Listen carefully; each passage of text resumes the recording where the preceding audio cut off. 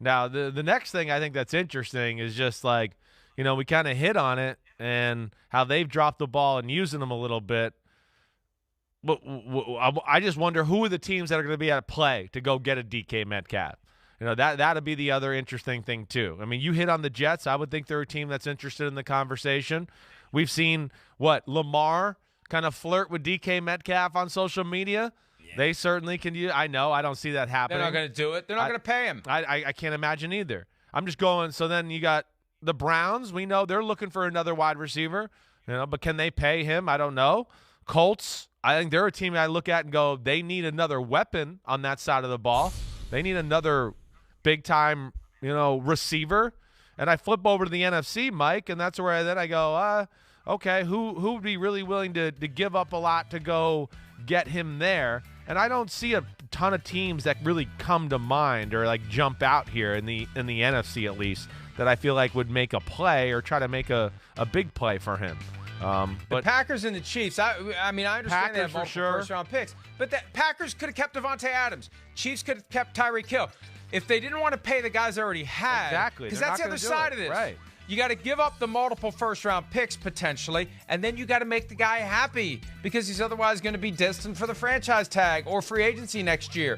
And if you didn't want to pay the guy that you had, what's going to make you suddenly pay the guy that you don't have, the guy that you don't know, that you're going to pay him on the way through the door? Unless Aaron Rodgers is making some major power play behind the scenes that we don't know about, the Packers would not be in this. I've seen this chatter. Oh, the Packers plus 500. Yeah, right. Like, when the hell have they done this? Why would they do it? Right. Why?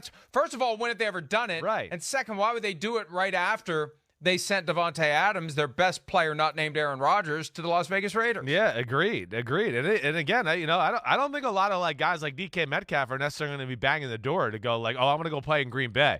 And again, what's going to play in the factor there is DK Metcalf's going to go, wait, do I really want to sign a 6-year contract with the Packers? And then Aaron Rodgers is gone after a year or two? So that'll play into that too. I'm with you. I don't think Green Bay this is not in their DNA. So I know I've seen that chatter too, and I'm going to what? When has Green Bay ever made a move like this? There's no way. And like you said, why wouldn't they have just paid Devontae Adams or, I know they wanted to. They tried to pay him. They should have paid him earlier. As to the Ravens, right. And this is a great opportunity for Eric DeCosta, the GM of the team, to text or call Lamar Jackson and say, hey, Lamar, one of the reasons we can't go get DK Metcalf is you haven't done a contract with us yet. So it's impossible for us to do all this stuff under the cap when we have these high bloated numbers that we're currently expecting for you next year and the following year because we're looking at franchise tags, not the early contract cap numbers that you would have if you would just sit down with us and do a contract. Yeah, I know. I had something I was going to say there, and I blanked out as I was writing down a note. But I guess the other thing I wanted to bring up, Mike, is just I am interested to know, what other teams are going to be involved in the chatter for him. Because as I sit here in the NFC too, Mike, I look at it and just go, and Pete, you can help out too. Is there a team that we look at that would make sense to they're going to try to, they have a need at the position and it really makes sense for them to do it right now? Again, I know there's Atlanta. We know they need a top-end receiver, but I don't think they're going to be in the market for, hey, we're going to rebuild, but send all our picks out the window and go send a bunch of money to DK Metcalf. I don't think they're going to be in that conversation. But there's no team that really jumps out to me in the NFC right now where I go, ooh, that makes sense, or I could see them making that play. Anybody jump out to you? Not really. Yeah, not really. Pete's mentioning the Buccaneers. They're not going to do that.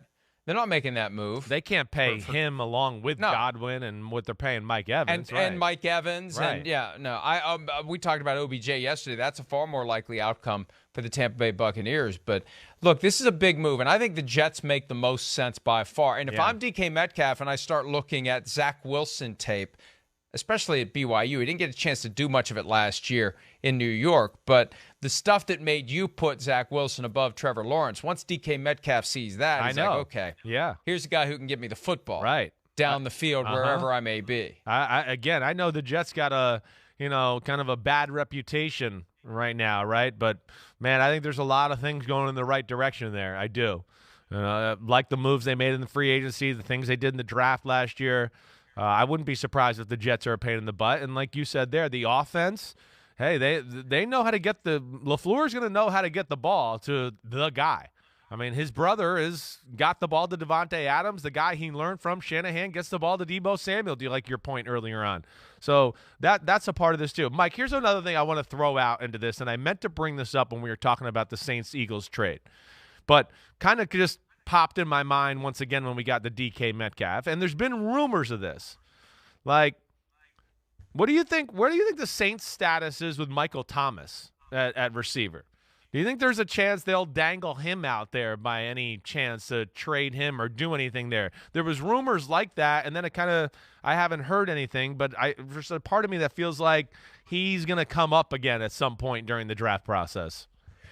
Well, there have been reports, right? And they've died down considerably because he's just been a non-factor in New Orleans. But back in 2020, the year that started with him getting that fluke ankle injury late in the week 1 win over the Tampa Bay Buccaneers, and I remember as we were getting ready for Football Night in America that day, it's like I saw it kind of out of the corner of my eye. It's like Michael Thomas is hurt, and we had no idea how bad it was going to be. He hasn't played since then.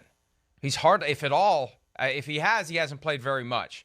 And he had surgery in the offseason. They were upset that he waited too long to do it. And there's been this friction that he became a diva once he got paid. And you can't rule out the possibility that the Saints are looking at this as something they potentially move on from. I've got his contract up here now.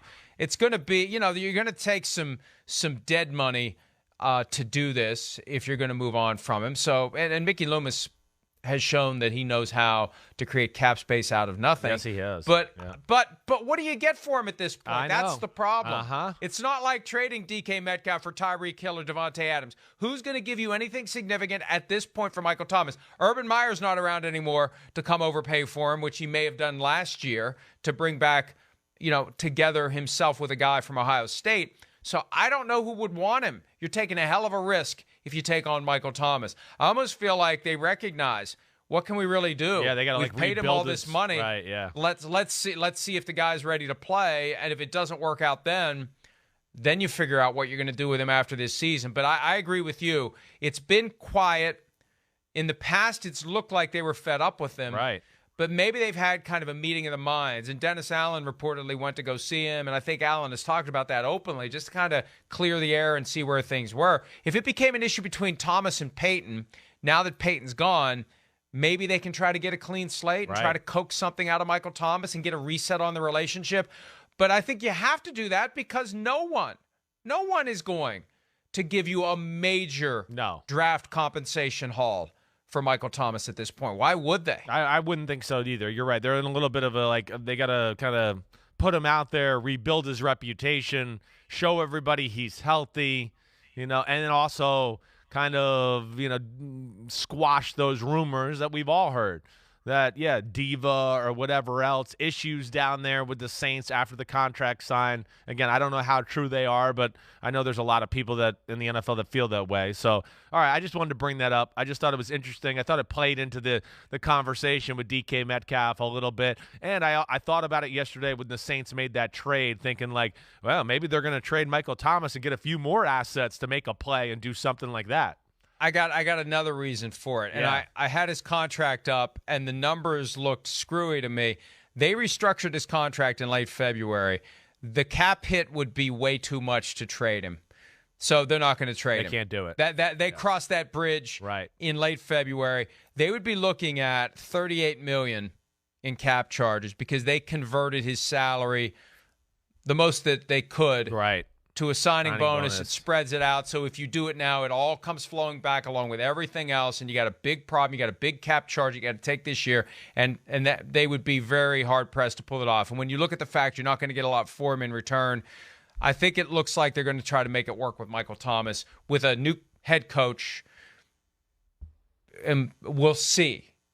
Maybe this is it for Michael Thomas, but we wouldn't add him to the mix. Hi, I'm Mike Tirico, and thanks for watching. Make sure to hit subscribe for the latest news and highlights from NBC Sports.